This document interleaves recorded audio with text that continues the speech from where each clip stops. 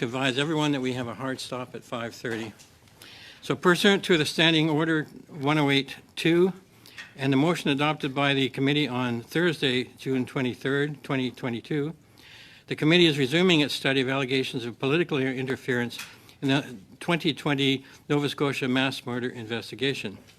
With us today on the panel, we have the Honourable Bill Blair, President of the King's Privy Council and Minister of Emergency Preparedness, and Mr. Shaw Tupper, Deputy Minister, Department of Public Safety and Emergency Preparedness. Welcome, gentlemen, and you have up to 5 minutes for opening remarks. Please go ahead.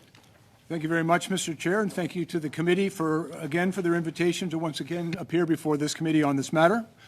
Let me begin by once again acknowledging the profound tragedy at the heart of this discussion.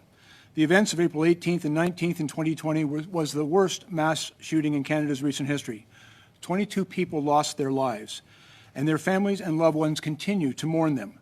This senseless act of violence continues to reverberate throughout Nova Scotia and across Canada, and we cannot begin to fathom the grief and the loss caused by this event. On the matter before this committee today, I will begin by repeating part of my opening remarks from when I last appeared on this issue in July. At no point, Mr. Chair, did I direct the RCMP in any operational matter, including on public communications. I did not ask them to release any specific information, nor did I receive a promise for them to do so. And as you will find in all of my public statements from that time, I confirmed that identifying the weapons used was a decision wholly within the purview of the RCMP. My testimony on this point from July 25th continues to stand. The independence of police operations is a principle that I have not only respected but vigorously defended over my nearly 4 decades in law enforcement and throughout my subsequent career as a federal member of Parliament and minister. I would not, and I have not, ever directed police to release information pertaining to an investigation, nor did I do so in this case. I do understand that a recording of a call between the Commissioner and her subordinates has been identified by the RCMP and subsequently released by the Mass Casualty Commission. Neither I nor my office were participants on this call. My conversations with the RCMP during that period and generally throughout my time as Minister of Public Safety were with the Commissioner directly. I understand that Commissioner Lucki will be appearing in the second hour of today's meeting, and she will be far better placed to speak to specific details of what occurred between her and her subordinates. The Order in Council that was announced in May of 2020 had been the result of many, many months of work. I was, in fact, leading consultations across Canada alongside my former colleague, Minister Goodall, on the question of assault-style firearms and handguns as early as October of 2018. As a government, we first signaled our commitment to get assault-style weapons off our streets in the 2015 speech from the throne. Work on the OIC began almost immediately after I became the Minister of Public Safety, as it was one of the priorities given to me in my mandate letter from the Prime Minister. To put these regulations together, we needed to invest the time to get it right, and so this work was undertaken throughout the fall of 2019 and the spring of 2020. And through this OIC, Mr. Chair, we banned 1,500 plus of some of the most dangerous weapons that were at that time still legal in Canada. These are weapons that were designed to kill people and to do so efficiently.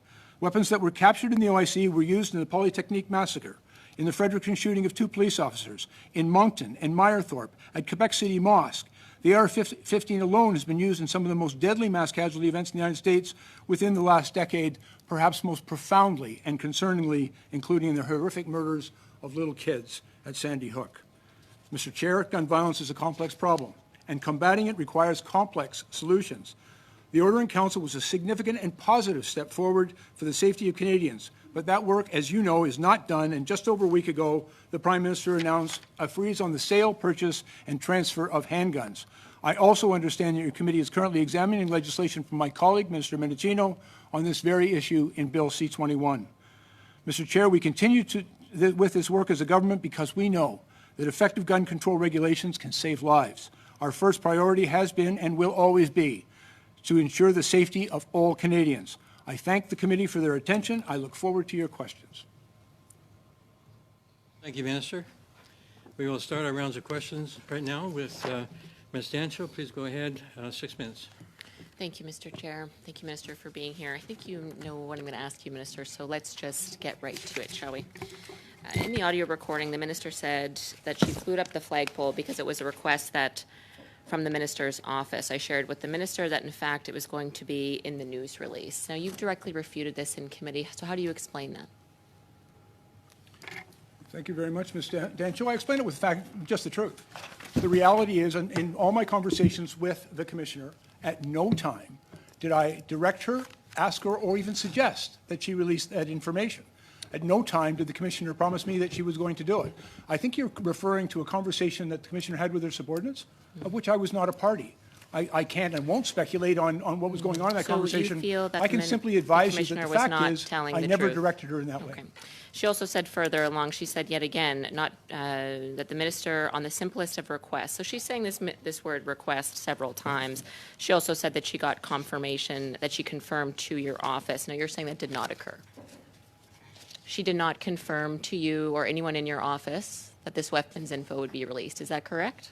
That information was never shared with me. I can say that with absolute certainty because I recall very vividly and I would remind you, Mr. Dancho, on both April 25th and again on May 1st, when asked about the guns that were used in that offense, I made it very clear, very publicly in my response to the media that it was the sole responsibility of the RCMP She said at committee as well, she said, I asked her specifically, the Minister of Public Safety at the time, Bill Blair, specifically asked you if weapons used during the attack would be mentioned in the press conference of April 28th. She said yes.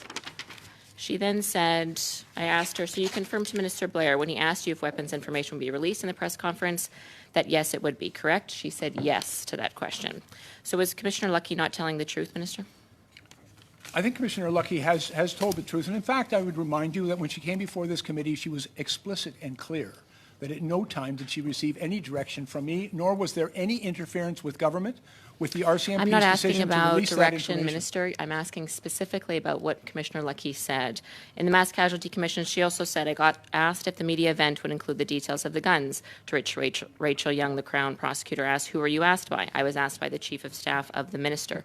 Were you aware that the Chief of Staff made this request of Commissioner Lucki? I was not aware of that. Frankly, it was not something that I was at all concerned with. I believed, and as I believe now, it was entirely the purview of the RCMP to determine if and when that information could be released. Minister, you're saying that your Chief of Staff acted solely on her own in making this request? My understanding subsequently is that the Commissioner had indicated to both my Chief of Staff and the Deputy Minister that she'd made a decision to release that information, and then apparently it wasn't subsequently released. So you were not familiar that your Chief of Staff made this request to Commissioner? Just to be clear, you were not aware that your Chief of Staff made the request to the Commissioner to release the gun information at the press conference? And Ms. Dancho, I believe that's not correct. I do not believe that my Chief of Staff asked the Commissioner to release that information, and in fact that contradicts your assertion, contradicts the statement by the Commissioner, who's made it very clear that no one in government, neither myself nor anyone in government, asked her to do that. It's not my assertion, Minister. It is the words of the Commissioner, Commissioner Lucki. Ms. Demoff on a point of order. Just with respect to the, out of respect for the interpreters, it's difficult for them to do their jobs when two people are talking at once. May I continue? Ask everyone to take turns. Please go ahead. Thank you, Minister. So you're saying that the Commissioner was not telling the truth when she told her deputies that your office made this request. She was not telling the truth. And her subordinates was not something I was a party to, and I'm not going to speculate Minister, on she also her said it reasons at for saying what she committee. did. She also said it at committee. So was she not telling the committee members here the truth? She has testified under oath, Ms. Dancho, that she was not directed or asked by any member of government, including myself, to release that Minister, information. I'm not asking and about that there was no direction. interference. I'm asking very specifically about the request made from your Chief of Staff. She said it here at committee that happened. She said it at the Mass Casualty Commission. Are you saying that that never happened, that the Commissioner was not telling the truth? And again, my understanding from the Commissioner was that she had advised both the Deputy Minister and my Chief that she had made a decision to release that information, and then subsequently was concerned that it had not been released. Minister, but you're directly contradicting what the Commissioner said in testimony here and at the Mass Casualty Commission. Are you not concerned that the Commissioner is not telling the truth and that you're here as a result? Ms. Dancho, all I can do is come before this committee and testify honestly about what I know and what happened, and that's what I'm doing. So how do you explain the Commissioner's words to the committee members here and the mass casualty. She made it very clear that the request came from your chief of staff. And just to be clear before you answer, everyone here is well aware of how the chief of staff and ministerial relationship works. I doubt very much that your chief of staff went rogue and made this request without your knowledge, let alone without telling you following that request being made. Are you expecting us to believe that, Minister, that your chief of staff Two things. Whenever anybody went begins a rogue? question with "everybody knows," it's usually a good reminder that some people just simply don't know how things work. I think but you're let me obfuscating a also bit, clarify Minister. what the commissioner said and should be clarified by the commissioner. She's going to be appearing here in the next hour. I'd Yes. certainly invite you to put any questions about what the commissioner may have said. But I'm here to tell you about what I did and what I've said. And I'm I've done asking that you today. about the commissioner's words. She's directly refuting you on the record. She did that over the summer at committee. She did that to the Mass Casualty Commission. Are you not concerned that her words directly refute yours? Is that not a concern to you, sir? I don't believe that's true. Frankly, Oh, I've heard okay, a great so deal she's not telling the of truth. conjecture and Thank you, Ms. innuendo from you, Mr. both in Parliament and outside. And frankly, I don't believe what you are saying is true. It's on the record. Okay, thank you, Ms. Dancho. We go now to Mr. Nur Mohammed for 6 minutes, please. Thank you, Mr. Chair, and thank you, Minister, for appearing, though I am certain you have better things to do than to be engaged in this political theater. I just wanted to begin where Ms. Dancho left off, because I am actually quite disturbed that we are now mired in what appears to be misinformation by omission. So I just want to be clear that in my view, what Ms. Dancho just portrayed is not what I believe to have been the case. So I just want to give you the opportunity, because I want to get this on the record once and for all, having recognized you've done this several times. Have you been telling your truth? Have you been telling the truth in every appearance that you have had before, in every question that you've had before this committee and before Parliament, when you've been asked a question? The answer is yes, sir. In every answer that I have given to this committee, in my previous appearance and today, and in every answer I've given into the House, I have spoken the truth. And Minister, do you believe that the Commissioner has been telling the truth in the answer that she has given? I think that's a question best put to the Commissioner. I think in fairness to her and out of respect for the position that she holds, I think she should be allowed to speak for herself and to explain, for example, the conversation she had with her subordinates. All I can say is the interactions that I had directly with her and what I myself have done, and I've done my very best to convey that honestly and forthrightly to this committee and to Parliament. Minister, a lot of attention is being focused on this view that your office asked if something would or would not be included in a press conference. How often during the course of the operation of your office do you think the question, is this going to be included in something, or is this going to be done, asked, do you think? Things that does happen throughout an event like this mass casualty event. It is, as I've said, one of the worst shooting events.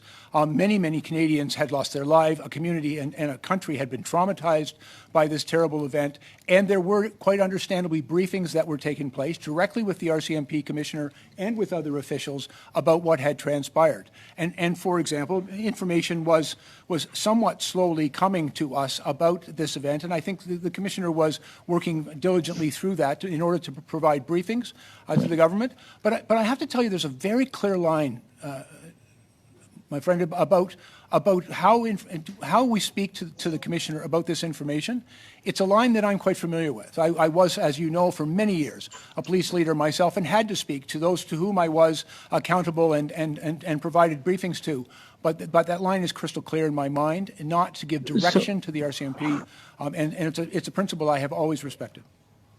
And so, Mr., just to be clear, what I'm trying to get at is that is it reasonable that when your office is asking a question, that they're actually just asking a question because they would like an answer versus giving a direction in the asking of that question?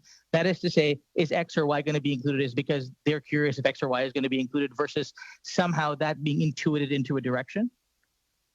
It's one of the reasons on April 20th, when I was speaking at a press conference beside the Commissioner, and again on April 25th, and then subsequently on May 1st, I always preface my remarks saying that information about the investigation, the release of information, or any aspect of the investigation was solely the responsibility of the RCMP. And I was actually trying to be very clear, not only to Canadians, but to my government and all of us, about the importance of respecting the principle of police independence. This was a very difficult investigation for the RCMP. There were a lot of questions about what had transpired. People had a desperate need for information, and we respected that.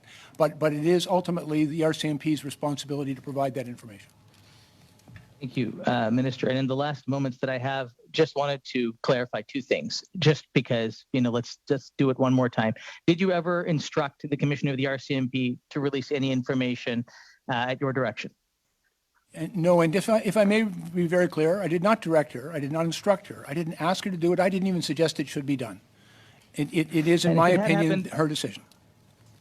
And so if any information was chosen to be released, we can sit here confidently knowing that that would have been the decision of the Commissioner of the RCMP alone, and not you, not the Prime Minister, not political staff, no one. CMP, the Commissioner, is the head of that organization. Thank you, Minister. I think that's all I have. Mr. Chair, I think I may be out of time. You have 1 minute left. Oh, I do. Okay. Perfect. In that case, I do have one more question for you, Minister, if I might. Minister, this is, as we all know, one of the most horrific tragedies in the history of this country. Communities have been traumatized, and, regrettably, we are now having to understand much of what happened. The Mass Casualty Commission is doing its work. This committee is going through this process right now. What is your message to those that may see this in some way, shape, or form as undermining the credibility of the RCMP and of our public safety institutions in this country? What would you say to Canadians who are watching this to reassure them that we can have confidence in our police forces? I think one of the greatest principles of trust in the police is that they are an institution which is accountable to the people they're sworn to serve and protect. And in these circumstances, it's one of the reasons that our government brought forward a commission of inquiry to answer certain questions with respect to, for example, RCMP communications, the actions that were taken in response to the shootings, including in the critical incident response, the services that were provided for victim services. Transparency and accountability to the public is foundational and a principle of trust in our policing institutions. And I think it is incumbent. I've been through this previously in another role that I've held. It's incumbent upon the police to explain their actions and to be accountable to the people they're sworn to serve and protect, and the families of the people who lost loved ones in this terrible tragedy. They need answers, and they need our compassion and our respect. And that's why, as well, the report of the Mass Casualty Commission will be so important to them. Thank you, Minister. Thank you, Mr. Nur Mohammed. Now, over to Ms. Michaud. Ms. Michaud, 6 minutes, please. Thank you, Mr. Chair. Thank you, Minister, for being here. It's appreciated that you've returned to testify on this topic. In your opening statement on July 25th, when you were here last at committee, you said, "Let's be clear, I never directed the RCMP on an operational matter, including for public communications. I didn't ask for the publication of information, and I wasn't promised that it would be done," in reference to Commissioner Lucki. Yet, Ms. Lucki, in April of 2020, from the minister's office, and I shared with the minister that in fact it was going to be in the news release, and it wasn't. Fin la citation. end of quote. I know you've said a number of times that you never promised anything. You never had Ms. Lucki promise anything. But in the transcript, she really seems to confirm that's what she was talking about. So, if it wasn't about revealing the type of weapon at the time, what was she referring to in your opinion? And I know that you say you weren't part of that conversation, so it's difficult. You can't speculate. But if she wasn't talking specifically about revealing the firearms, what was she talking about in your opinion? And again, I don't want to speculate. I can tell you that I had no direct conversation with the Commissioner, and my interactions with the RCMP were almost in every case directly with the Commissioner. The Commissioner never advised me personally that it was her intention and her decision to release that information. Now, I've understand subsequently from her testimony that she had passed that information on to someone in my office, but we never had the conversation because, quite frankly, I'd never asked her to do that. I never thought she was going to. Frankly, I didn't really think it was particularly necessary. It was a decision I believe the Commissioner had come to on her own, and she had shared her decision with my office but it wasn't something that I had requested or required of her. Justement, vous dites You say that it wasn't directly with you. Perhaps it was with a member of your office, of your staff. Perhaps you weren't aware. When the transcript became public, did you check with your team, the team you had at the time when you were Minister of Public Safety, to ensure that it's not direction that came from your office without you being aware of it? I'm absolutely certain it was not direction from my office. And the Commissioner has in fact confirmed that in her own testimony, both here and before the Mass Casualty Commission, that at no time was she directed, and her words are not by any government official, which would have included everyone in my office. But I will also say, because it was not something I had ever asked of her or required of her, the fact that she had made a decision to do it and then it didn't happen was not terribly relevant to me, and not something that I felt I needed to follow up with the Commissioner, because it was not something that, quite frankly, I had sought or required or directed her to do. vous parlez de follow. You talk about follow-up, and in the transcript from April 28th, 2020, Commissioner Lucki says that after the press conference, she received a request that the minister wanted to talk to her, referencing you, so that he wanted to know what it was about. When we listen to you, we understand that you don't seem to be at the same place. She seems to say that you wanted to talk about revealing the firearms during the press conference. Did that conversation happen between you two after the press conference, and if so, on what topic? I have no recollection of having that conversation, but it most certainly did not involve the release of information with respect to the weapons used. That was not something, frankly, I was even aware that the Commissioner had made the decision to release that information. I had said, sitting next to her at a press conference on the 20th, the 25th, and then again on May 1st, that was up to the RCMP to make a determination on if and when any information related to the investigation should be revealed. And the Commissioner, I don't have any recollection of requiring a call with the Commissioner. I was receiving briefings from her, but it was not something that I reached out to her and was waiting to speak to her. I think the Commissioner herself will have to explain her comments there. Si c'est une requête. If it's a request that didn't come from you directly or your office, do you think it may have come from the Prime Minister's office, for example? I absolutely believe that is not true. Under Section 5(1) of the RCMP Act, there is only one person in the Government of Canada who has any authority to provide direction to the RCMP, and that's the Minister of Public Safety, a role I held at the time. And in that role, I did not at any time give direction. And that's confirmed, in my opinion, by Commissioner Lucki's testimony both before this committee and before the Mass Casualty Commission, in which she was very explicit and under oath, said that she received no direction from any member of the government, including myself. Ce qui vient rendre ce témoignage. What makes this testimony a little curious is that it's not the only thing that makes us think that those conversations may have taken place, because the Director of Strategic Communications in Halifax, Leah Scanlon, said about the same thing, that government representatives and the Prime Minister wanted to control the message at that time, so that direction would have come from your office and the Prime Minister's office. What do you respond to that?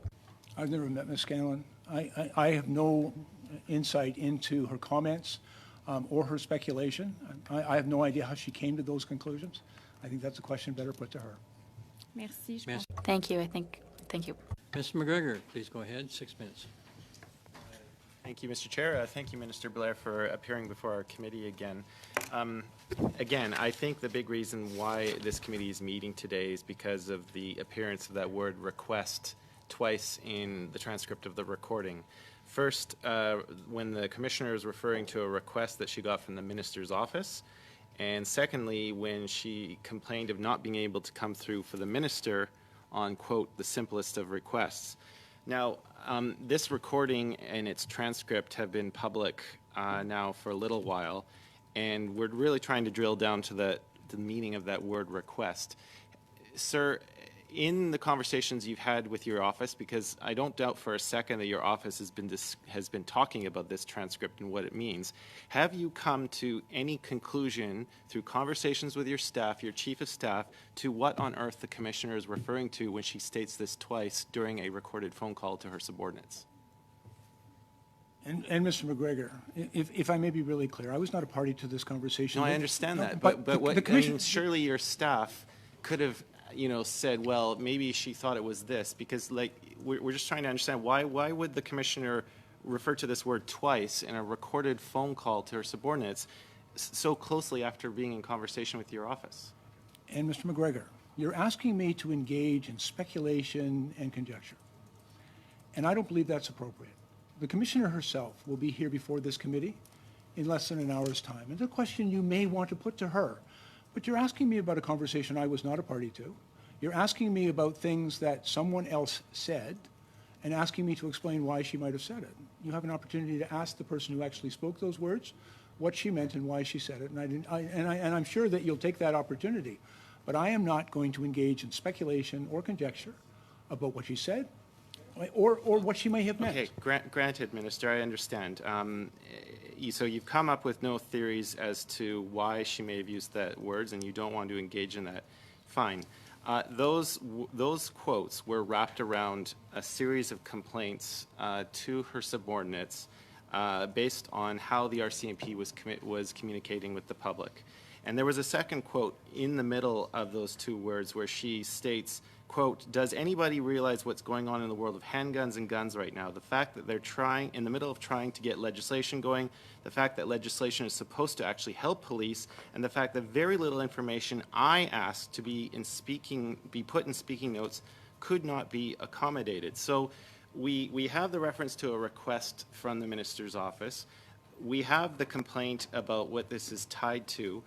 Minister, do you not see how this committee cannot, how could we not infer from these comments that the request from your office, as she's referring to, is not tied to the creating of a public narrative coming up with the OIC that was announced on May 1st of 2020? Yeah, how can we not infer that? Well, quite frankly, you're free to engage in any speculation, conjecture, or innuendo. It's like that's one of the privileges of a member of Parliament to come to their own conclusions. I can only tell you what the facts were, and the fact is, I nor any member of our government never at any time directed the commissioner to release this information, and she's confirmed the truth of that. And the reasons why she said those things to her subordinates, a question you may wish to put to the commissioner. I can tell you that certainly it was no secret that our government had made a commitment. It was in the Throat speech in 2015. You'll probably remember it. I do. It was also something we campaigned on rather vigorously in 2019. I understand that. It was in all the papers. I'm sure you recall it. Yes. It was in my mandate letter, and I know as a member of this committee, you You've probably stated read that. on the record, sir. Okay.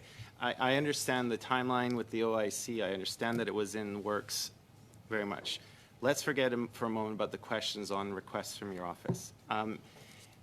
Under Section 5.1, you do have, it provides for the appointment of the commissioner who, under the direction of the minister, has control and management of the force.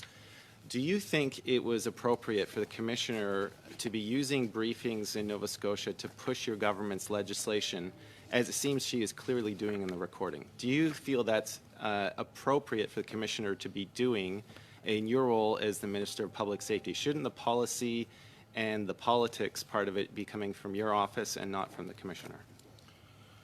I can speak to the politics of it from my role as a minister of the government and I asked for the Minister of Public Safety. appropriateness, sir, though, of the commissioner in that recording. You're asking me to pass a judgment on a conversation the commissioner I'm had with asking her you to pass subordinates. judgment as her direct superior.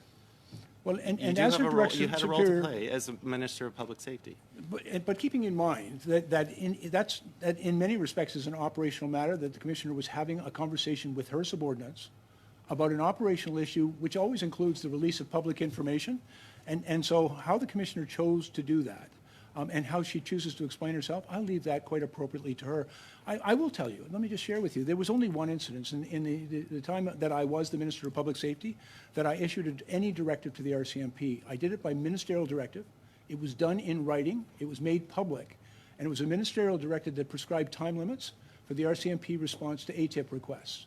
And it was the only time I exercised that authority under Section 5.1 of the RCMP Act to issue a directive to the RCMP. my final 20 seconds, Minister, I want to get one request. Will you table with our committee all emails and communications between your office and Commissioner Lucki that happened between April 18th and 28th that relate to the mass shooting and its aftermath? Will you table those with our committee, sir? Well, and let me be clear, I have always responded to requests from this committee. And I might suggest, Mr. Chair, that if this committee makes a decision to request certain documentation then subject to issues of privilege and classified information, I will always cooperate and always have cooperated with this committee in providing the documentation that I'm able to provide it. Thank you, Minister. Thank you, Mr. McGregor. That ends the first round of questions. We start the second round with Ms. Dancho. We probably will have to abbreviate this round at some point. So go ahead, please, Ms. Dancho, 5 minutes. Thank you.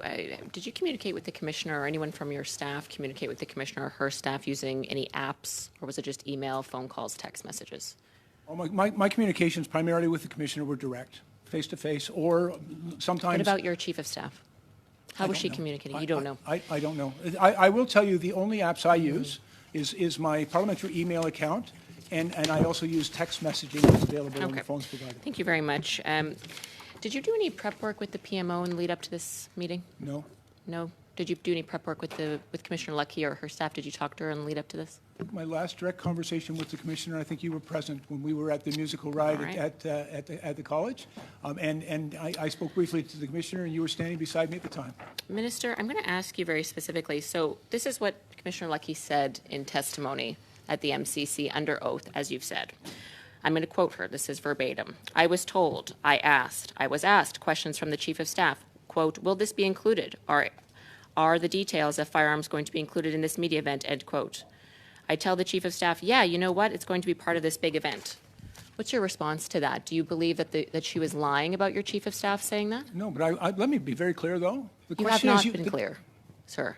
Well, perhaps not to you, Ms. Dancho, but if I may. What you have just read to us was not my Chief of Staff giving any direction to the Commissioner of RCMP, but just asking Okay, what the so RCMP Minister, have pardon me, decided but to you're do. not denying that your Chief of Staff asked her this. That's new. Well, frankly, I don't know. I'm You're glad talking that about a we've conversation in which established I that was not finally. party, but what you have just read to me is not in any way giving direction to the RCMP. We're not It's asking about information for a direction, briefing. Minister, and you're well aware of that. We're asking if pressure was put on the Commissioner, even subtly, from your office. If the Chief of Staff to the Minister of Public Safety, to whom the Commissioner is responsible to, if your Chief of Staff is speaking, it's on your behalf. And if she's asking the Commissioner, as you've just confirmed, you've not denied this, are those weapons going to be released? That is pressure. Do you not see that, Minister? That's why we are here today. That's why this saga has gone on for 5 months. A ministerial directive does not preclude political interference, Minister. Well, and- I will go on to ask a few more if you don't want a questions. response to She that, also I have one. She also said, she made it very clear, and my colleague alluded to this, that she had to apologize to you. She said, quote, this is what it says in the audio recording, not being able to come through for the minister on the simplest of requests. Further on, she says, quote, I already have a request sitting in my phone that the minister wants to speak with me, and I know exactly what it's going to be about. So she looks like she's very responsible to you for this information not being released in the press conference, and yet you're denying that this never happened. You denied on the record in committee that you didn't even know she was going after this information, and yet she's telling her staff, quite indignantly, in an audio recording, that she's going to have to apologize for you for failing to deliver that information publicly. And you're denying that ever happened. You're expecting us to believe that, Minister. It's the truth, Ms. Dancho, and let me So be... Commissioner Lucki is lying then, Ms. Dancho, could you let the minister answer, please? if you would answer it. Thank you very Sure. much, Mr. Chair, and I appreciate the opportunity to respond to that. To be very clear, the Commissioner of the RCMP I never spoke to her about this, and she never apologized to me. What she said to her subordinates is something you can ask her about as to why she said it, but I can confirm for this committee that I did not ask the Commissioner to do this. She never promised me she would. Yes, you've There said was that, no Minister. call outstanding with me, and in fact, at no time has the Commissioner So that ever call offered never any kind of an happened. apology, because quite frankly, none was required. So just to confirm, she was not telling the truth then. She was not telling the truth on that audio recording. You never called her after. You never spoke to her on April 28th. You never spoke to her on that day. I have no recollection at all of ever having a conversation with her on that date or about that issue. Did she ever make any apologies to you at any time during this saga in April 2020? No? She never made a single apology to you, because in the audio recording, she said that would have been her 4th apology to you. She did not apologize. She's never apologized to you. So the commissioner really was telling a long tale in this audio recording. Are you not concerned that the head of our RCMP is saying that many mistruths about you and your chief of staff, both on MCC testimony, in this committee, and to her subordinates as she's reprimanded? You have no concern that she was making that all up? I can only come before this committee and tell the facts, which is the truth. She was not directed by me. The commissioner has not apologized to me. It wasn't necessary for her to apologize for me because she did not do or fail to do anything I will that just I'd asked her, because I conclude, hadn't asked her Mr. to do Chair, with that. my final 10 seconds. Again, Commissioner, or Minister, we're not asking you about direction. We're asking you about political interference. Any request from your office would have been pressure, and that would have been political interference into the worst mass killing criminal investigation in Canadian history. And just on the record, you've denied all of the words that she said to be true, and yet you have not fired her. I find that shocking. Thank you, Mr. Chair. Learn to live with the shock, Ms. Dancho, but the reality is that the commissioner was not directed, and she's been forthright and truthful in her testimony that there was no interference and that she received no direction from me or any member of this government. That's, in fact, the truth. Chang? Mr. Chang, 5 minutes, please. Did I get that wrong? Mr. Sobera? Thank you, Chair, and thank you, Minister, for being here today. It's always great to be in your company, Minister. Just wanted to put something on record with regards to on July 25th regarding whether inquiries are asking for information as interference, and I believe Commissioner Lucki, I just want to make sure I have my notes, is stated that. In quotation marks, keeping the government informed through timely and accurate information sharing is not interference, it's standard procedure, and these situational updates are provided without compromising the operational integrity of an investigation. Is that those are Commissioner's words, and that's fair the to say? Commissioner's absolutely correct. And in fact, we receive very regular briefings on matters of law enforcement, of national security, of national security intelligence. We are frequently briefed and provided with information on their responsibilities. And that would be standard practice of whichever government is in power. Yes, and in fact, I've been involved in similar briefings sitting on the other side of the table with previous governments. Absolutely, and that would be also at the, say, the provincial level or any other level of jurisdiction. That's correct, sir. Okay. Thank you, Minister. Just moving on for that, because I think it's very important to put that on the record because we want to be able to separate fact from fiction. Minister, given your long and extensive professional background, can you speak more and further about police operational independence and why it's so important? Yeah, as I've said many times in the House, Mr. Sorbera, I think it's a principle that underpins the rule of law. You know, we, in our Canadian criminal justice system, we have always respected the independence of the police, and that they can never be subject to political interference. I'll just give an example I cited today in the House.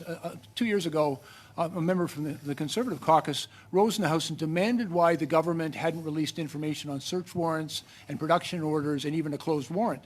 And I had to explain to him at that time that it is never the responsibility or the authority of the government to make decisions with respect to the release of that information. It is solely the purview of the police.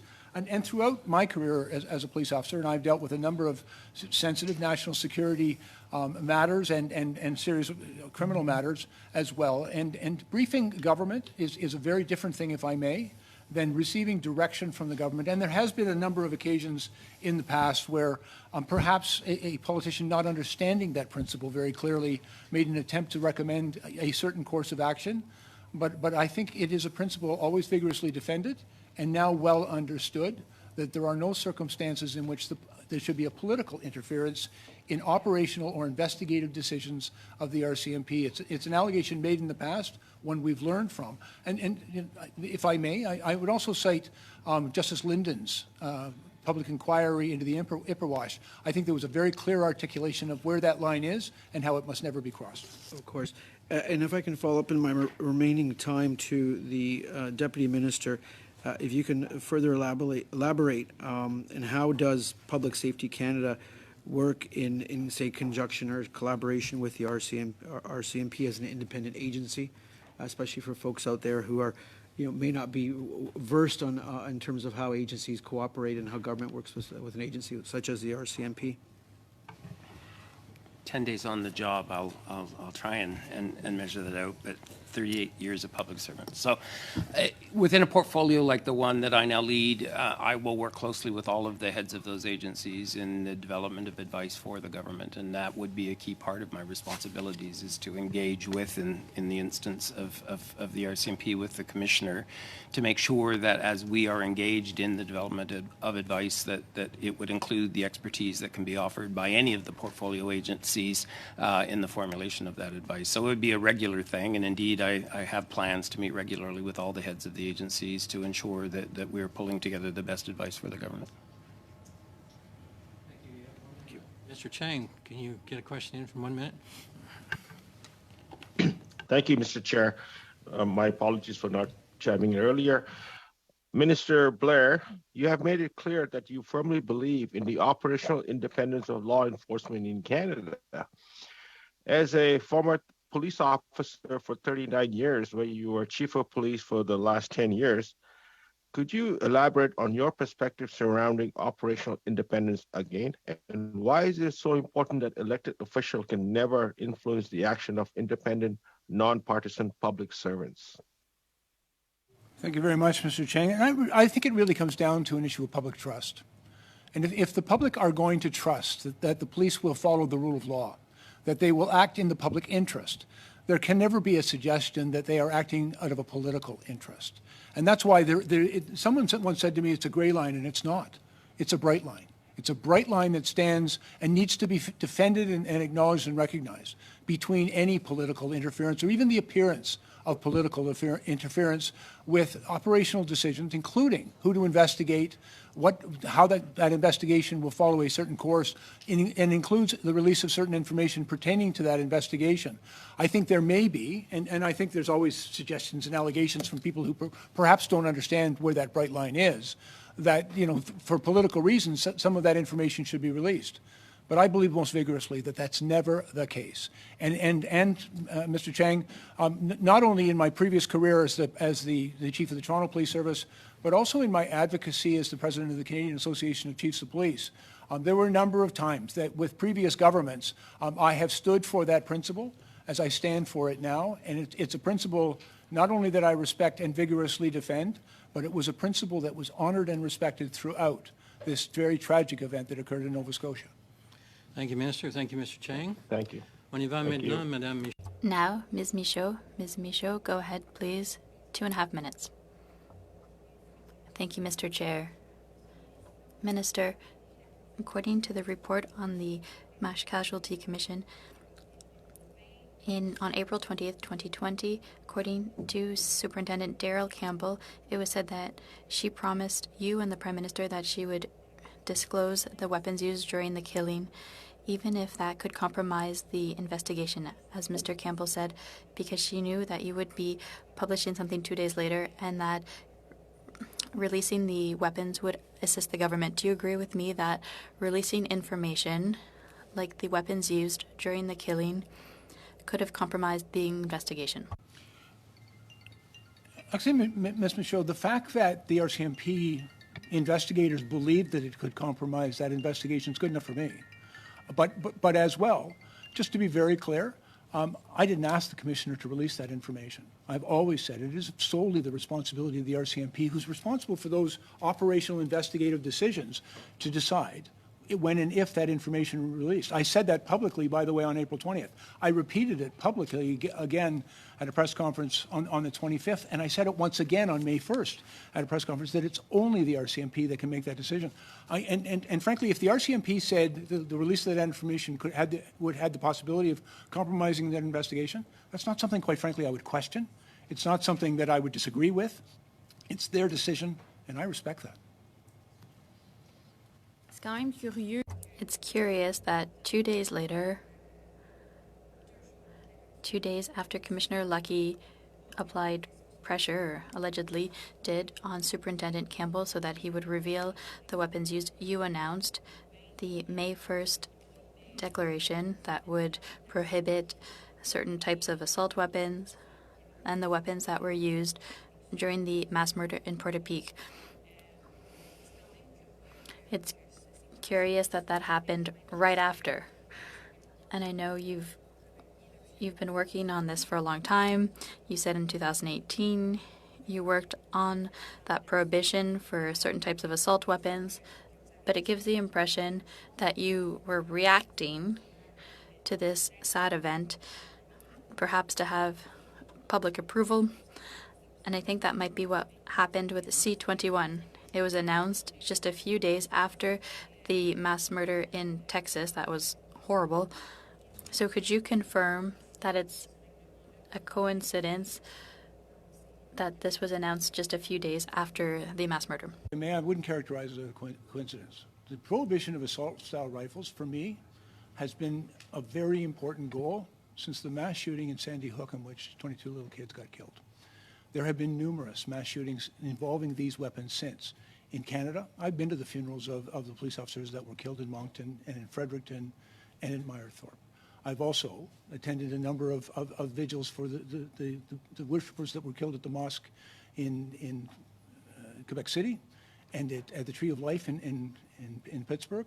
I've attended every year vigils for the women that were killed at École Polytechnique. And so when there was a mass shooting in Nova Scotia, we had been working for several months, years in fact, in compiling the list of the weapons to be prohibited. And we were working with the Canadian Firearm Program and others in developing that list. I had done consultations across the country. And when that mass murder took place in Nova Scotia, for me, it was a last straw. Deep in my resolve, we had to act, and we acted. It wasn't a coincidence, but neither was it exploiting that terrible tragedy. It was responding to that terrible tragedy and saying never again. Thank you, Minister. I'm going to have to cut you off there. Mr. McGregor, please go ahead, 2.5 minutes.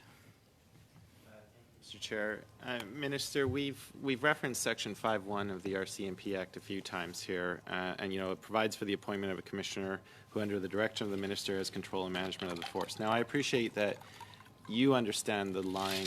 You've stated that you understand the line between your role, former role as Minister of Public Safety, and the Commissioner of the RCMP. But I think the wording of this act is sufficiently vague to allow it to be open to interpretation. And we know previous federal governments have gotten in trouble with direction of the RCMP. Previous Chrétien government, the Diefenbaker government, there are examples. Now, we have examples in Canada, Ontario's Police Service Act, the Manitoba Police Services Act, where they do specify that the board shall not give the chief of police any kind of operational decisions. They took the time to put the specificity of that language. We have jurisdictions abroad, like the South Australia Victoria Police Act, which goes on to specify all of the matters where the minister may not give the police directions, including enforcement of the law, investigation or prosecution of offenses. So there are examples legislatively around the world where jurisdictions have taken the time to add more specificity to the law. My question to you, sir, is would you support an effort to add that kind of specificity to Section 5.1 so that ministers of public safety into the future understand clearly where the difference lies between what their role is and what the Commissioner of the RCMP's role? Would you support efforts to add specificity, as we do have examples, not only here in Canada but abroad? Well, I'm quite familiar, by the way, with the Ontario Police Services Act, something I worked under for a very long time. And I would also point out to you just how but on the question. And if I may get to your question, okay. I promise.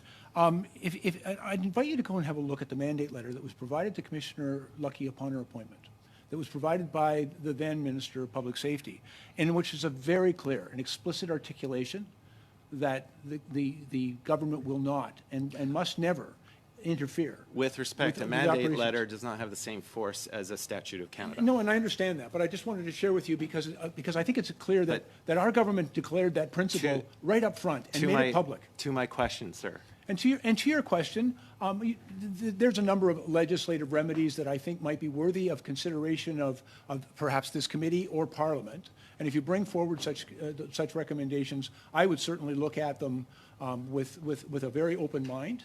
because I think it is incumbent upon us to make sure that the law is clear and that important principles like the independence of the police are clearly recognized in law. It's a principle that I certainly recommend and recognize, but if you were to bring forward that, it's certainly something that I would look at with an open mind.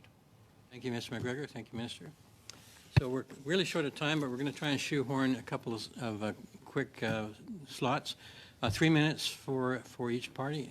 For the Liberals, 3 minutes for the Conservatives. Other way. Mr. Lloyd, please go ahead.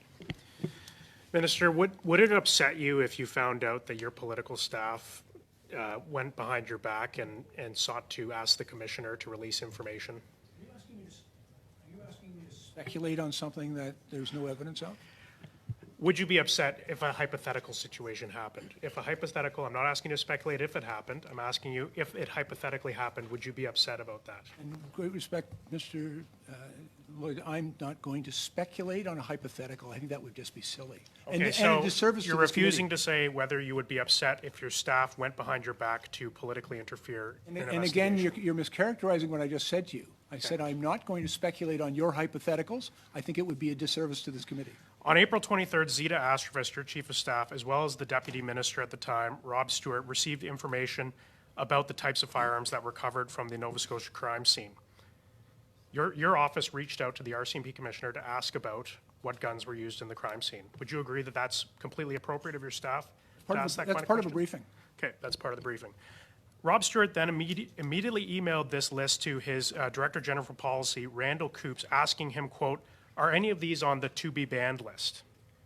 Now, this was just days before the May 1st OIC announcements on the firearms being banned. So your deputy minister was already linking what happened in Nova Scotia to the soon-to-be May 1st announcement on firearms. Given that evidence, do you agree that your office was in communications with the RCMP about the firearms used in the Nova Scotia mass shooting so that this information could then be used at the May 1st announcement? Yeah, to be really clear, first of all, the deputy minister is in the public service and doesn't. And your chief of staff. No, just let me finish, if I may.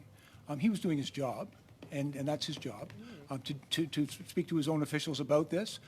I recall being advised that we had been provided with that information and that the RCMP had indicated that it was not to be released because of the ongoing investigation. And at all times subsequent to that, until the information was released several months later as a result of an ATIP request, we respected the position of the RCMP. And although we knew that information, we never released it because the RCMP said it shouldn't be and it would compromise their investigation. And we agreed and said it's entirely up to the RCMP to make that decision, not us. You make that assertion, Minister. If that assertion is true that the RCMP said this would compromise an investigation, why then would the RCMP commissioner, why then would it have been her idea to release this information? A question you may wish to put to the RCMP commissioner. Did it not strike you as odd that you knew that your staff had received an email saying this information is not to be released publicly, and then the RCMP commissioner goes to your staff and says, we're planning on releasing this information publicly? That's a decision solely the purview of the RCMP. The commissioner, who is the head of that organization, if she makes it a decision with respect to her organization, that's her job and not something that we would ever interfere with. Thank you. And didn't. Thank you. We'll go now to Mr. Chang, please. 3 minutes. Have we got Mr. Chang? Here we go. Thank you. Excuse me. Thank you so much, Mr. Chair. Minister Blair, in recent weeks, we have heard renewed allegation from opposition parties of political interference between yourself and Commissioner Lucki. These renewed allegations are related to a partial meeting recording that was released between Commissioner Lucki and other RCMP official. Minister, were you a participant of that meeting that was recorded? No, Mr. Chang, I was not. This was a conversation between the commissioner and her subordinates, and neither I nor anybody who works for me was present. Thank you, Minister, for answering that question again and again. But if the recorded meeting was not between yourself and Commissioner Lucki, any allegation of political interference must rely on speculation rather than any actual evidence of or first-hand witness testimony. Would that be correct? I think it's fair to say that there has been a great deal of speculation, conjecture, innuendo, and even fabrication related to that. And that's why I've worked so hard in the House and before this committee to simply provide the truth. Thank you so much, Minister. As both of us were former police officers, and given your professional background as a police chief, can you speak a bit more about the independence and why it is so important for independence of police operation? And Yeah, thanks, Mr. Chang. And as I say, it really comes down to the public trust. Frankly, if without the consent and the trust of the people that the police are sworn to serve and protect, the police cannot do their job and they can't keep our communities safe. But the public also needs to trust that the police are acting in the public interest, that they are guided only by the rule of law and not by any political consideration. And that's why that's such a bright line between, and the police are also accountable. You know, we give the police extraordinary authorities, and we give them those authorities with the belief that they will be held accountable. And it's one of the reasons we set up governance bodies such as Police Services Board, of which you and I are quite familiar, and we have sometimes ministers, a Solicitor General in Ontario, for example, who has some ministerial oversight. But the line between our boards and ministerial oversight is a very different one than being able to provide any kind of political direction. The public needs to be assured that the police will be operating in their best interest and following only the rule of law, and that's why it's so important. And that's why, quite frankly, I am so concerned by the innuendo and speculation that's being applied by some in this case, because I think it has the effect of undermining public trust, and it's one of the reasons I've tried so vigorously to assure the public that in this case there was no interference. And I also acknowledge, and I'm grateful for the Commissioner's strong assertions that there was no government interference in this matter or any investigative matter pertaining to the mass shooting in Nova Scotia. Thank you, Mr. Chang. That brings our questioning to a close. Thank you all for being here today, Minister Tupper and Minister Blair. Thank you for your time and for helping us with our inquiries. And with that, we will suspend and bring in our next panel.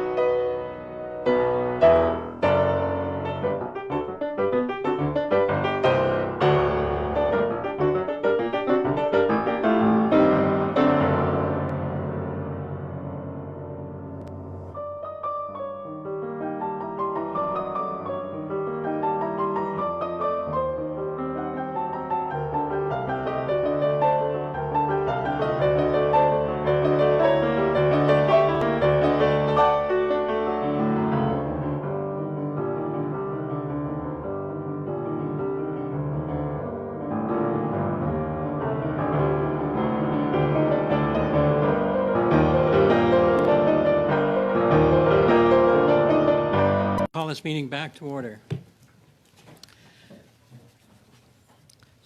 So our second panel, we have from the Royal Canadian Mounted Police, we have Commissioner Brenda Lucki. Welcome, Commissioner. We will give up to 5 minutes for opening remarks, after which we will proceed with rounds of questions. So please go ahead, Commissioner, 5 minutes if you will. Thank you, Mr. Chair. Good afternoon. I'm speaking to you from the traditional territory of the Algonquin Anishinaabe people. This isn't the first time I've testified on the perception of political interference.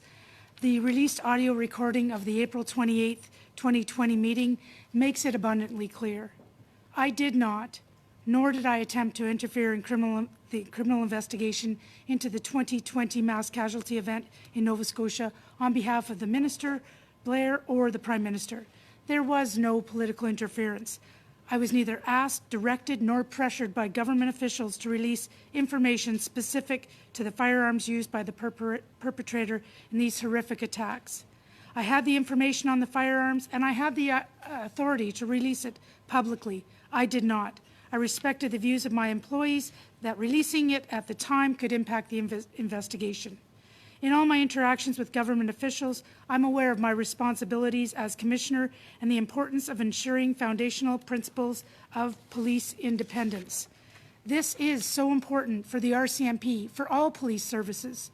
I would encourage this committee to consider the difference between law enforcement sharing information versus the perception of political interference. As I outlined for this committee in July and at the Mass Casualty Commission, there were requests for information on all aspects of the attacks, including information related to the firearms. And the requests for information were reasonable and did not raise any concerns of political interference or impact the operational independence of the RCMP. As a commissioner, it's my responsibility to provide accurate, relevant, and timely information to government counterparts and elected officials and their offices. And these were the expectations that I was outlining in the April 28th meeting with my colleagues in Nova Scotia. I was not being briefed with the necessary information about the ongoing operation, and it was for this reason the meeting was called. Those who have listened to the recordings heard that I was frustrated with the information flow from Nova Scotia RCMP, be it related to victims, sites, and the supports provided to RCMP employees. This is in line with my previous testimony before the committee and the MCC. In the lead up to the April 28th press conference, I provided government officials with an overview of information that was being made public. The sharing of the information and briefings with the Minister of Public Safety are necessary, particularly during significant operations or incidents. It is common practice and does not impact the integrity of ongoing investigations or interfere with the independence of the RCMP. It was at this time I was asked if the information about weapons would be included. Following a briefing from my team at National Headquarters confirming the information was to be publicly released, I in turn advised government officials of the same. There was a miscommunication. This is clear on the recording. Sharon Tessier notes that she likely told me that Darren Campbell was going to speak to the weapons in the upcoming press conference and then acknowledged she had in fact misinformed me. During the call, you hear me reference pending gun legislation to help provide context on why it was important to be clear on what we would share.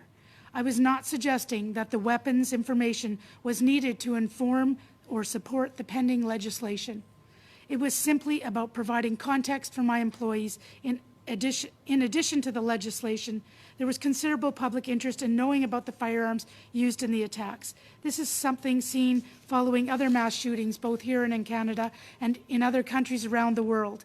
The desire to keep the public informed was part of the reason why I wanted the information released. We were getting questions at press conferences, and I wanted to be sure that I was providing clear and accurate information about what we could and would say at different points in the days and weeks following the event. As I have already stated, once I was informed by my team that the releasing information would jeopardize the ongoing investigation, the matter was closed, and I passed this along to the Minister's office. I know how important today's discussions are, but I want to reiterate and be very clear for the record. I did not interfere in the investigation. I did not receive direction. I was not influenced by elected or government officials as it relates to the direction of the investigation or the release of the information to the public. I love the RCMP, and I am so honored to be the commissioner. And I'm so incredibly proud of the great work my employees do from coast to coast to coast each and every day, and I'm so thankful for them. I would never impact the operational independence of my organization. Maintaining integrity is absolutely paramount. Following today's testimony, it's my hope that we can quickly move past this conversation in order to help the people of Nova Scotia to continue to heal and keep the focus on those impacted. These discussions are important. Thank you. Merci beaucoup. Thank you, Commissioner. We will start our questioning now. We will start with Ms. Dancho, please. Go ahead, 6 minutes. Thank you, Mr. Chair. Thank you, Commissioner, for being here today. In the audio recording, you mentioned specifically a request that you got from the minister's office. Can you confirm that you did, in fact, get a request from the minister's office? There was a request, yes. From the Chief of Staff, Zita Astrovez, she made that request of you? I believe so, yes. And the request specifically was to share the weapons information at the April 28th press conference, correct? Incorrect. The information was not to share the information, just simply a question if, in fact, the information of that press conference would include information about the weapons. Okay, but she did, so she asked you whether it would be, is what you're saying? If it would be, yes. Okay, we've asked the minister several times in the hour before you if that was the case, and he flat out denied that that was real. He denied that his chief of staff would have done that. He denied that his office asked or even knew that you were going to be seeking this information being released. How do you respond to him denying what you said here today, what you said over the summer to us, and what you also said at your testimony at MCC? He's saying that's, in essence, he's saying it's not true. Well, first and foremost, I didn't deal a lot directly with the minister. I did in the beginning of the event, but more so I was dealing with various people in his staff, as well as the Deputy Minister of Public Safety. There was a lot of back and forth. This was, like I said, it was crazy times. There was a lot of phone calls, a lot of different talks. I didn't have my staff with me for the most part because of COVID. I understand, but the minister, sorry to interrupt, Commissioner, but the minister is saying that this did not happen, that his staff did not ask you to do this. They didn't ask me to do anything. They just asked a simple question. Right. I provided one of the versions because there were several versions of the media event that day, and I provided one of the versions of the speaking notes of Superintendent Darren Campbell. Yeah. And in that, they asked if, Thank you, in fact, Commissioner. the information about the I'm just gonna weapons need to interrupt would you. be part of that. Thank you very media much. release. You mentioned, though, like even your words now, like it was sort of a simple ask, is this going to be included? You kind of, to me, you seem that you're downplaying this a bit, but when you listen to the audio recording of that meeting, it's very clear that this was very important to you. In fact, you said that you would have to apologize to the minister for not, in essence, delivering on that. So I'm getting a bit of a tension here where you're saying it wasn't that big of a deal. She had this ask. I said, yes, it would be. But then it was a big deal to you, wasn't it? That's No. why you called that meeting. That entire audio recording was about this issue. No, it wasn't about this issue. It was 90% of that meeting was about the issues regarding the flow of information from the start of this incident. There were several requests for several different kinds of information that I wasn't receiving in a timely manner. Some of the information wasn't completely accurate.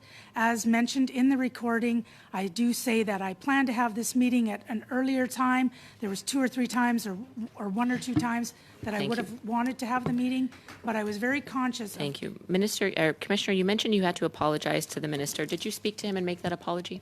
No, I think it was more to his office, and it was about an apology of misinformation. It was you simply about apologized- the fact that Pardon me, just to clarify, you apologized to his chief of staff? Yeah, I'm going to say somebody in his office. It was more than likely his chief of staff that I would Okay. have said, you know what, sorry, didn't get that. Understood. So Zita Astrovez, the chief of staff, asks you whether you're going to share this information. From our perspective, that would be political pressure. The minister's office, which is the minister, his chief of staff, we know that if it's the minister's chief of staff, it's the minister asking for it. So if the minister's chief of staff is asking whether this information that you connected yourself to the OIC gun control policy coming forward, if that was going to be included in the press conference, to us, that's political pressure from the minister's office. That's the concern here, ma'am. I appreciate your And- perception, but your perception is incorrect. So, but you understand the perception that you were attempting to further the liberal political agenda Absolutely concerning not. gun control, but you mentioned it specifically in the audio recording, ma'am. That's irrefutable. You Absolutely mentioned not. it in, are you denying that you mentioned it in the audio recording? No, I talked about the gun legislation because if you recall, my very first media event was with Minister Blair. And 1/3 of that was about Nova Scotia. The other 2/3 was actually about gun legislation. Obviously, that was in the news quite a bit. So I was providing context for my staff. You'll also recall that there has been many requests. We had a rule when we provided information to the minister's office that nothing could be released until it Yes, was released thank by you. our folks. Thank you That's very why much. it was important what was released there- and what wouldn't be released at what time. Again, you're kind of downplaying the urgency you had with wanting the weapons information released at that press conference, but yet Sharon Tessier, who is the RCMP commissioner or communications lady, she emailed her counterpart in Nova Scotia, quite insistent. She said, please tell me Darren is going to mention the guns. My phone is lighting up. She's saying this to her during the press conference, clearly indicating there's serious urgency from her, who she answers to you, correct? That why isn't this information being released? So if you're looking at this all together, Commissioner, it is very difficult for us to sort of believe the narrative that this wasn't that big a deal, that you weren't trying to further the Liberal political agenda, because in the audio recording, you make it evident, you make the connection. Your staff are really harassing the Nova Scotia staff, saying, why isn't this information being released? You understand the perception. That's why you're here today. And I may say the minister denied any of this. He denied that his chief of staff asked this of you.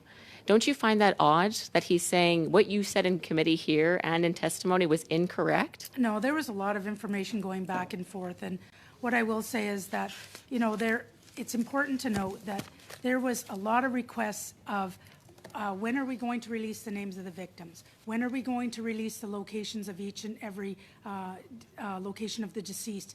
There was lots of information because they could not speak about it until we did. So it wasn't unusual to ask if, in fact, information was going to be included. And the firearms was only one of several requests. So we're making it all about the firearms, but really it wasn't all about the firearms. And my meeting that was just one example of many others. There was a chronology I was looking for. There was a map I was looking for. There was some timelines that I was looking for. These were all expectations that I had that had not been met. And the firearms was but one of those. Thank you, Commissioner. I'll have to get you off there. Thank you, Ms. Dancho. We go now to Ms. Demoff, please. 6 minutes. Thank you, Chair. Thank you for being here again, Commissioner. The recording that was released is a partial recording. It starts mid-conversation, so we don't know what transpired beforehand. And there's been accusations made here that you're not telling the truth. So I'm just going to, Commissioner, did the minister or his staff direct you in any way prior to your conversation with the Nova Scotia RCMP? There was no direction provided whatsoever. And is it normal, Commissioner, for the minister's office to ask questions about, in particular in this case, which was the worst mass shooting in Canadian history, is it not normal that the minister or his staff would be asking you questions about what was transpiring? Absolutely, each and every day. And despite this event, this happens weekly, this happens daily. Obviously, in preparation for question period, we get lots of questions as well. But in a major event like this, it's not unusual for us to provide information. We get clarifying questions back. We clarify that if we can. That's part and parcel of part of my responsibilities. So, Commissioner, I read the transcript of the call that you had with the Nova Scotia RCMP, and we've heard accusations that you were overly emotional during the call. What I read and what I heard was a commissioner who was echoing the frustration that all Canadians had about the lack of communication being provided by the Nova Scotia RCMP.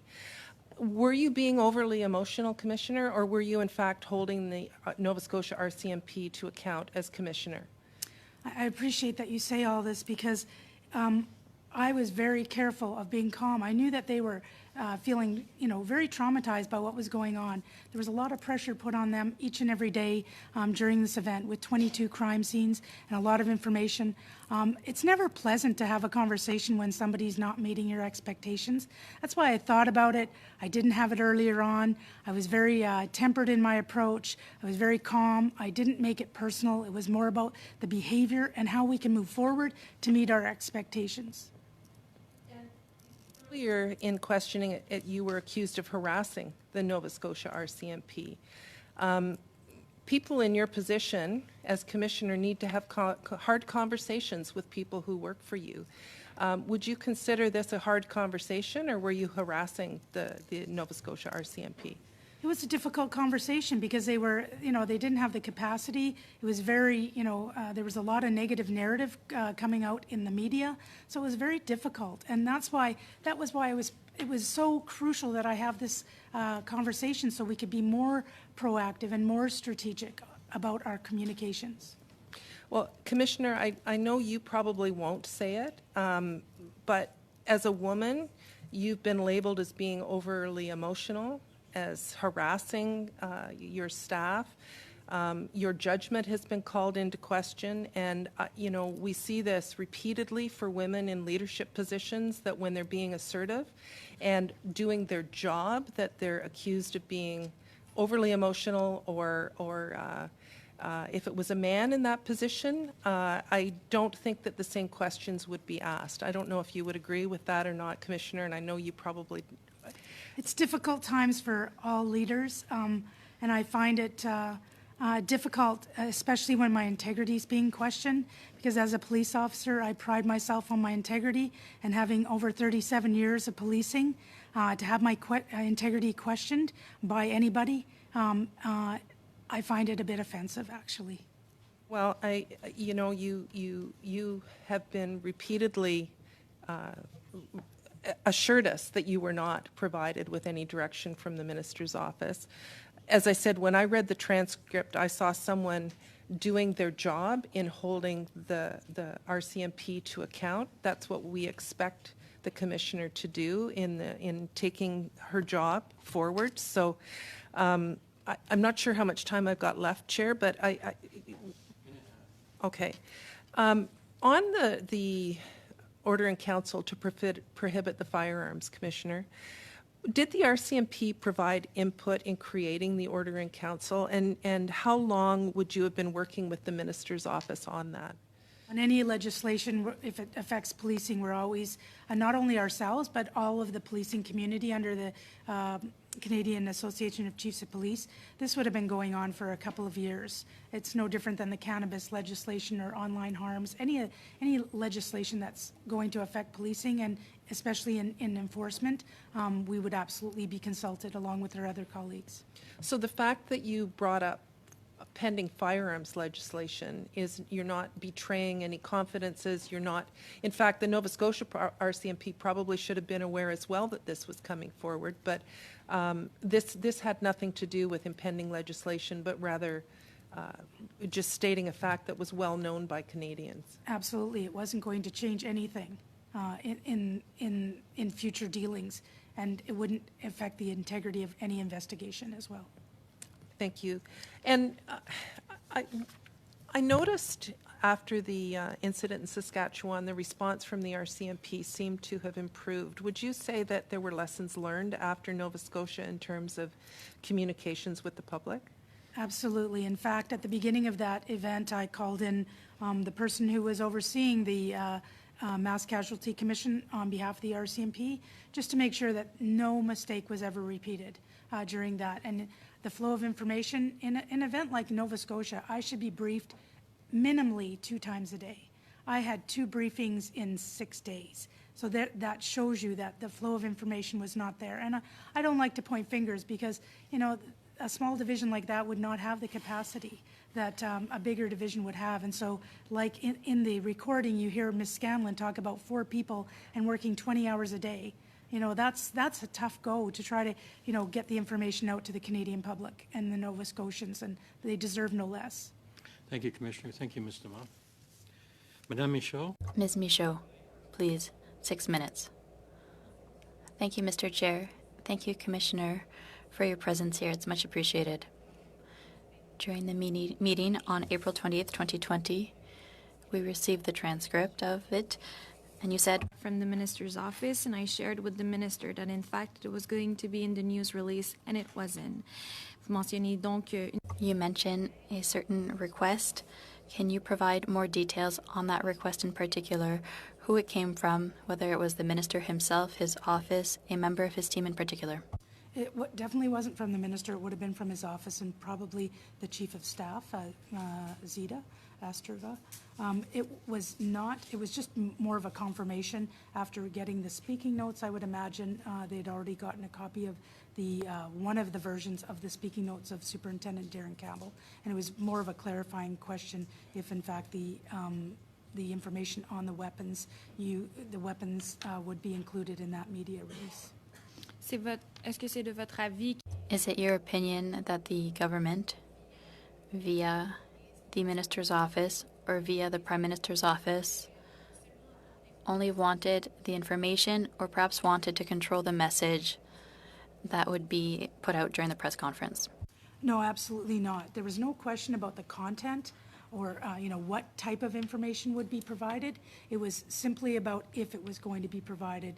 And it wasn't just the minister's office requesting, it was the media, it was other government bureaucrats asking, it was people within our organization. We were trying to get the information out as timely as we could.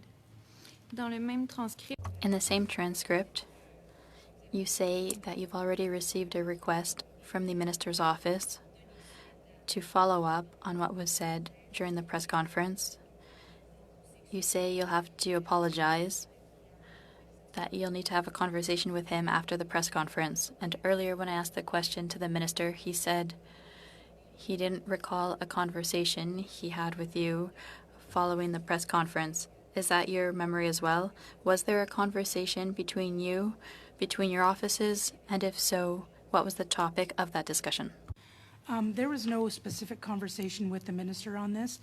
I believe it was more of a back and forth on email, and it was basically saying that, in fact, when I refer to an apology, it's basically you asked if the information was going to be included. I advised you that it was. Sorry, that was not the case. I was misinformed. I was given the wrong information, and it was not, in fact, included. It did, in fact, get included in a question and answer later on, and that's when, in that particular meeting, that is when I was actually advised that no further information would be given because it might affect integrity of future investigations. That was relayed back to bureaucrats and the minister's office saying we won't be speaking any further about the weapons at this point, and that was the end of the conversation. dans les transcripts, In the transcript, you seem to be upset that you didn't receive some information, and you even said it during some testimony. Do you think that the minister's office and perhaps the prime minister's office were also upset to not have received certain pieces of information or that some information wasn't released to the public? Is it your feeling that there might have been a feeling that ministers were upset, as you were, that some information was not released? I would first like to clarify I was never upset. That's not in my nature. I was frustrated with the flow of communication. The fact that we were getting requests daily from the media asking us when such information would be released, when the information about the weapons was going to be released, when more background on the perpetrator was going to be released, the information about the incident at the fire hall, the replica police car. There was an insatiable appetite of information from the media, from Canadians, from Nova Scotians, who had a right to know what was going on, and it was so important. And I felt that when we didn't give that information proactively, I know exactly what happens in those cases. The media looks to other sources of information, and those sources are not always the best source of information. The best source of information is the police, and so we need to be proactive and strategic in our communications, just as we were, if you saw in the James Smith Cree Nation. There was regular media briefs for people, so there was no questions out floating amongst the media asking, what about this and what about this? Why did it not happen in Saskatchewan? Because there was regular information. We just didn't have that ability in Nova Scotia with the onset of the pandemic. mon souvenir était que My recollection is that when the minister came in July, he said there wasn't necessarily a link between having announced made the May 1st announcement a few days after the killings in Portapique, that it was a coincidence that it was at about the same time that since 2018 he'd been working on that prohibition of certain firearms. And now today, if I've understood correctly, he's confirmed that it was desired that the firearms that were used during the mass murder, that they would be included in the prohibition that he announced. Do you think it's a positive thing to proceed in that fashion, or do you think that the government should be more proactive and not wait that a specific firearm be used in a murder to prohibit it? I believe, in any case, that they should be more proactive. I don't know what you think. Well, I believe that any time that we can keep Canadians safe from getting guns off the street, whatever guns those or weapons that those are, that's a positive for Canadians, keeping Canadians safe, especially weapons that are designed to kill. The legislation that happened on May 5th, I didn't even know that that was coming out. I had no idea. I didn't connect that to the conversation here. Mine was more of a general conversation to my staff to say, you know what, part of the, if you haven't heard on the news, every second media event besides the events in Nova Scotia are about the pending gun legislation. So let's keep this in context and let's, have the big picture when we're talking about the media event. So I think, going back to your original question, it's always important to get guns that kill people off the streets. Thank you, Commissioner. Thank you, Madame. Mr. McGregor, 6 minutes, please. Thank you very much, Chair. Thank you, Commissioner Lucki, for appearing.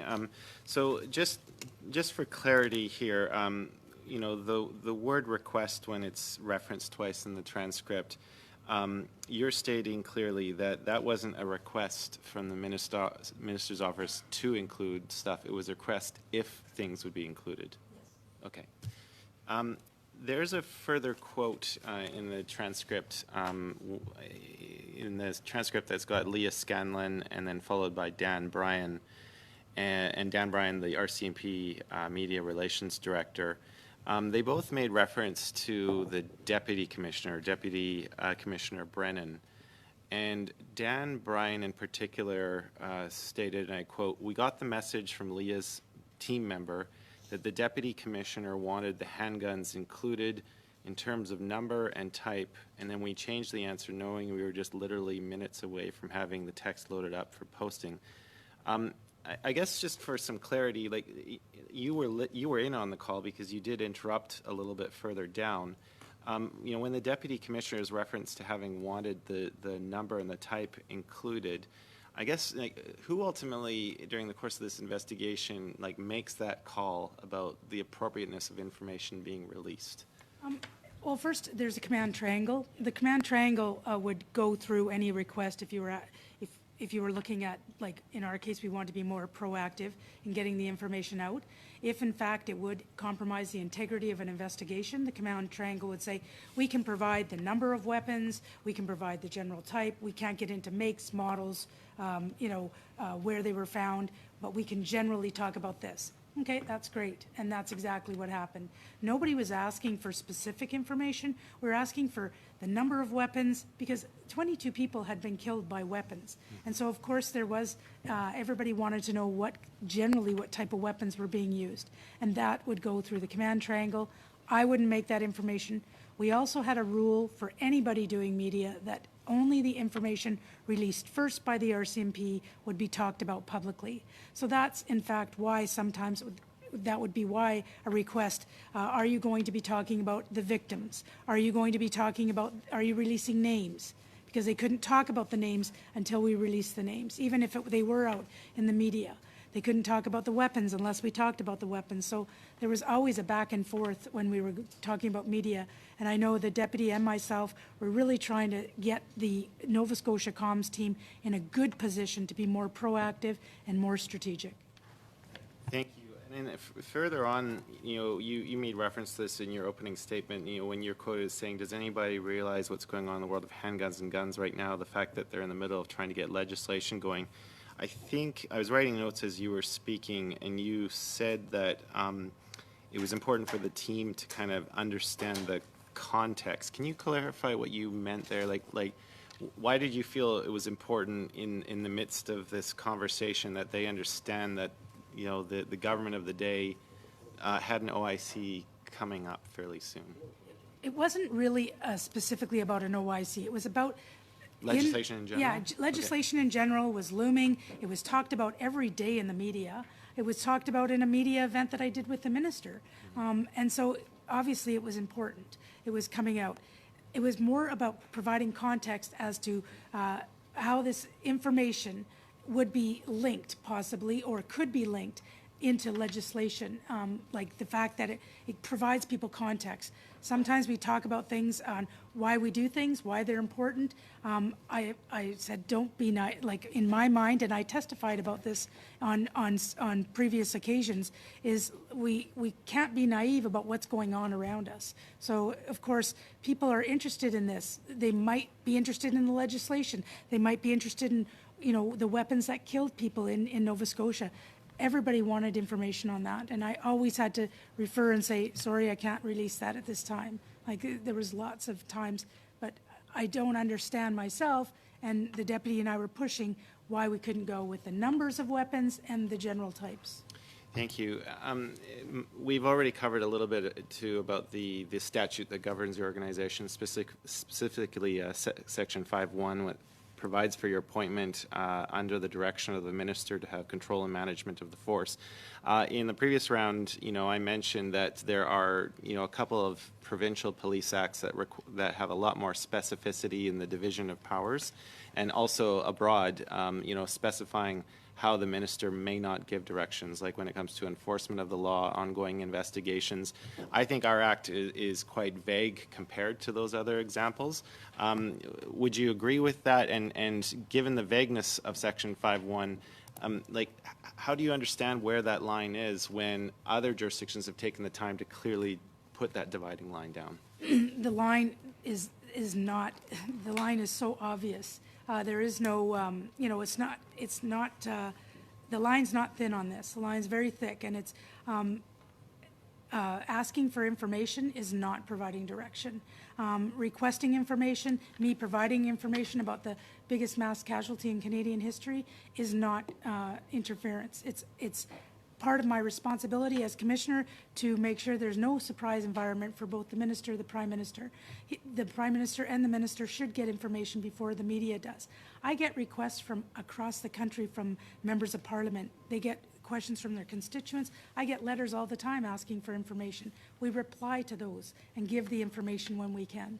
That's part and parcel of the relationship between government officials. Our detachment commanders do it with the mayors. Our commanding officers do it with the premiers. This happens weekly, daily in some cases. So there is no line for me, but obviously the fact that I've had to testify on this 3 or 4 times means that we need some clarity here, because I don't wish this on any other commissioner going forward to have to respond to this again. Thank you, Mr. McGregor. That ends round 1 of questions. We go to the second round. We will have to abbreviate this second round with 1 slot for each party, as per usual. So we'll start with Mr. Lloyd. 5 Thank minutes, you. please. And what we all want is clarity here. So in the minister's testimony just previous to you coming here, he said it was your idea to release the information about the guns, that it came from yourself. Is that the truth? Well, that was part of it. In that particular example where I explained that I got a request if the guns were going to be included, I was also asking about the guns in previous conversations with my comms team. But you independently decided that it would be helpful for the information about the guns to be released. We talked about various chunks of information.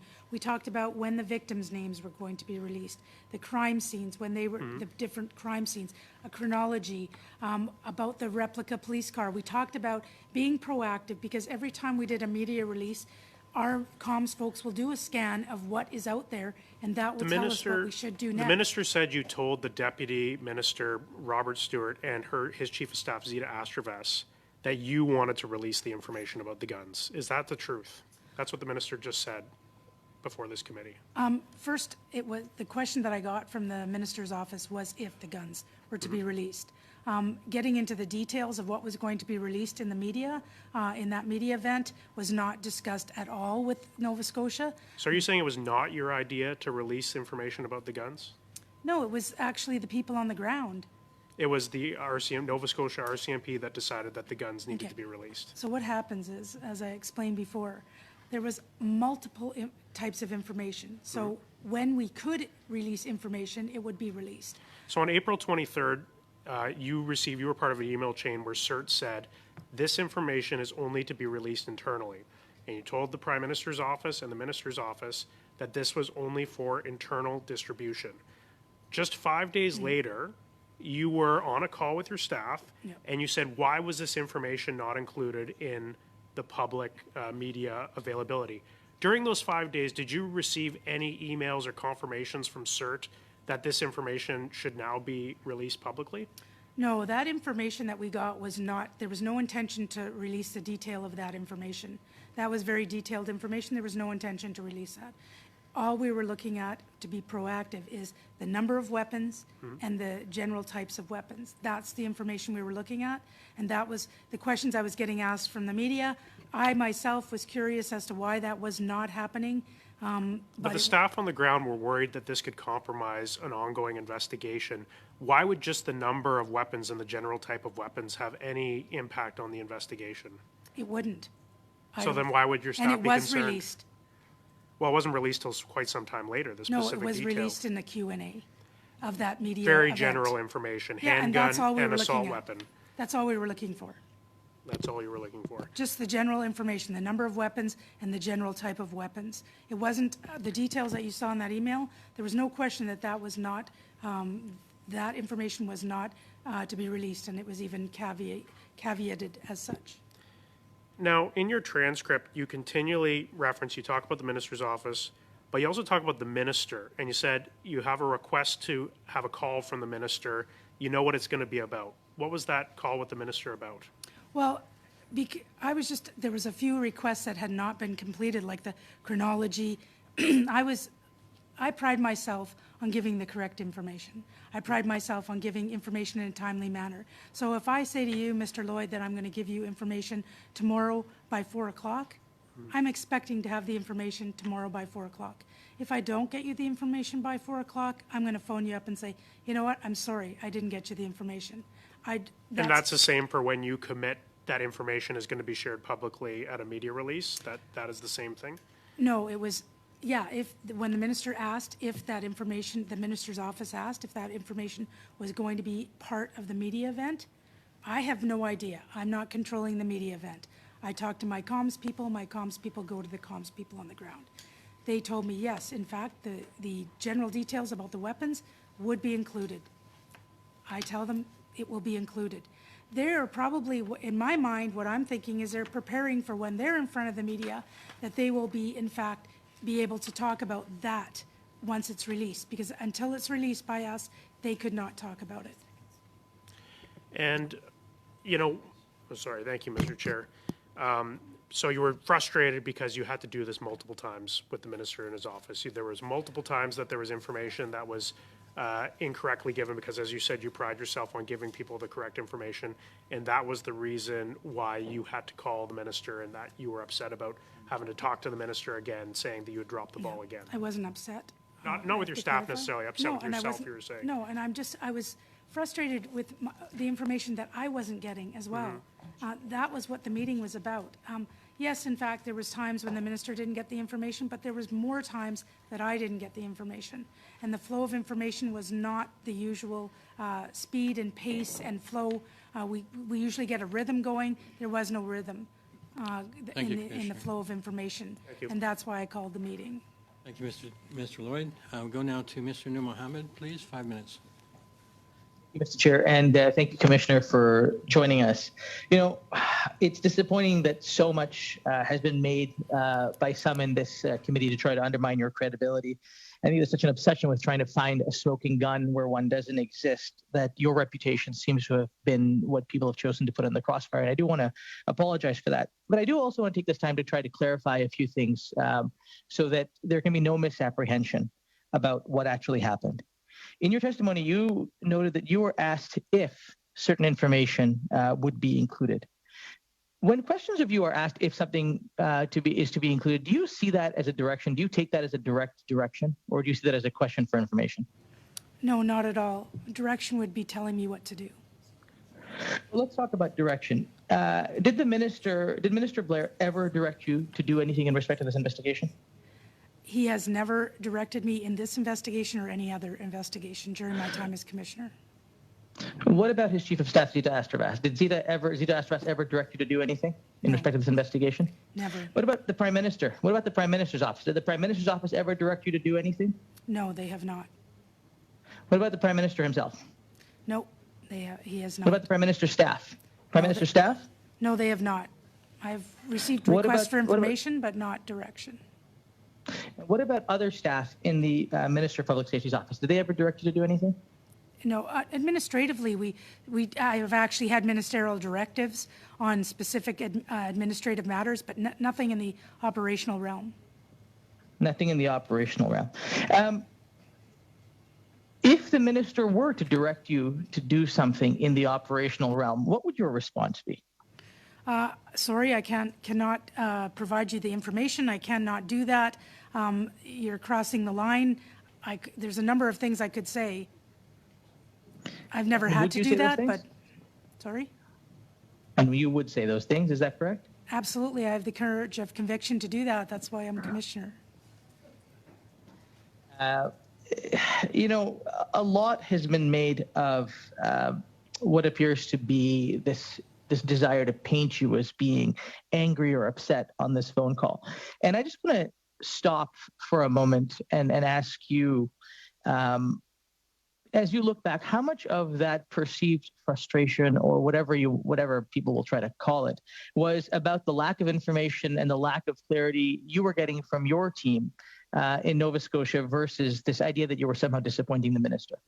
About 95 to or more percent was about the flow or lack of flow of information. That's where my frustration was stemming from.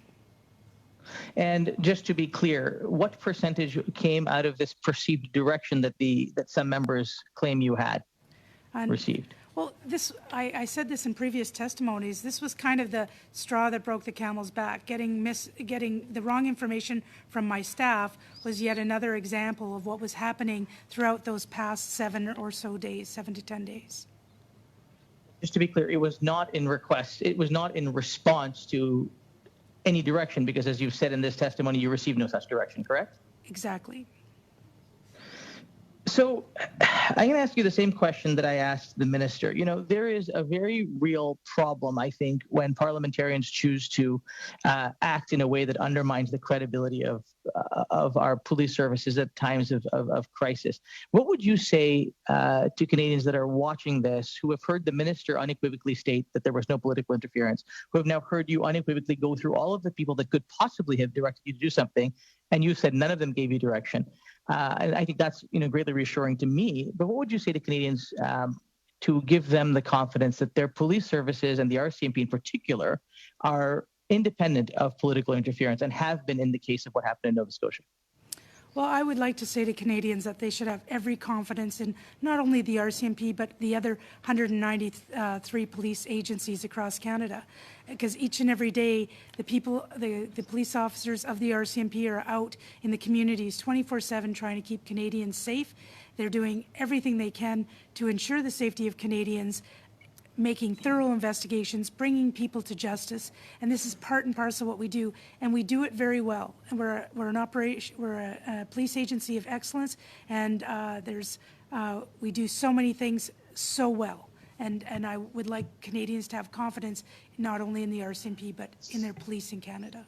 Thank you, Mr. Nur Mohammed. Thank you, Commissioner. I will go now. Madame Michaud, 2 minutes. Madame Michaud, you have 2 minutes and a half. Thank you very much, Mr. Chair. I was reading the transcription that was made public, and the regional team seemed to think that it was a bad idea to divulge the type of arm because it could compromise the inquiry. This is what I could understand. But while you were answering a question earlier, you said that this was the idea of the people on the ground, that they wanted to divulge the type of arm that was used. Could you please clarify their intention? Why did they want to divulge this information? Did it come from the people on the ground? Was it the government? Or was it your team from the RCMP? No, thanks for asking that clarifying question. This was, in fact, the question was asked if this information was to be included. I thought it was a really great question because I felt that at this point, given this was a huge media event, they had planned it for days, and the speaking notes were they were very, very fluid. It was something that was going on very quickly, and so it was important that we included as much information as possible. And so they did speak about a 1 or 2 liner in these in this transcription. They talked about doing a 1 or 2 liner that they did not want to put in the speaking notes, but they were going to bring it out in the question and answer, and that was their idea. Not, I didn't get into any specifics on how it should be done or why it should be done. It was just specifically, are you going to include it? And they said yes. So I had no reason to ask what needed to be included because they told me it was going to be included. Merci. Thank you. Radio-Canada told us this morning that the American who gave some of the arms that were used during the shooting cannot be a witness in front of the commission. He said that he got rid of all of his arms, and the RCMP and the commission continued investigating on what was happening in Maine, where he bought the arms, and they had been brought illegally to Canada. So this seems to prove that you had to be very prudent with this investigation, and the fact of divulging some information earlier or during the days following the shooting, this could compromise the inquiry. Please go answer quickly, please. Yes, that's why it's important to go back to the command triangle and ensure that we don't release information that could compromise an investigation. Giving the number and the general type of firearms used would not have compromised that investigation. And we were told, and the investigator in charge of not the investigator, but Darren Campbell, who was in charge of the command triangle, in fact released that in a Q&A. Why? Because it would not compromise the integrity of the investigation. And I would never ask that information that would compromise an investigation be included in any media. Thank you, Commissioner. Mr. McGregor, 2.5 minutes, please. Thank you, Mr. Chair. Commissioner, I'd like to ask you about Dan Bryan. It's, of course, from his phone that we have the transcript. Did he announce to all of the participants that he was recording the call? No, we did not. Okay. Is that something that he normally does? And you know, is that justifiable? I mean, usually you have to get the consent of people first. Yeah, the normal procedure is to get consent, and in a, if you notice on a Teams environment, you can see when the recording button is on, but nobody was aware that he was recording. Nobody was aware. And of course, the story of how it ended up on his phone and the different stories we've gotten about whether it existed, whether it was deleted, whether the phone was stolen. You know, they had his personal phone, I believe. A forensic unit managed to get 3 audio files adding up to nearly 24 minutes.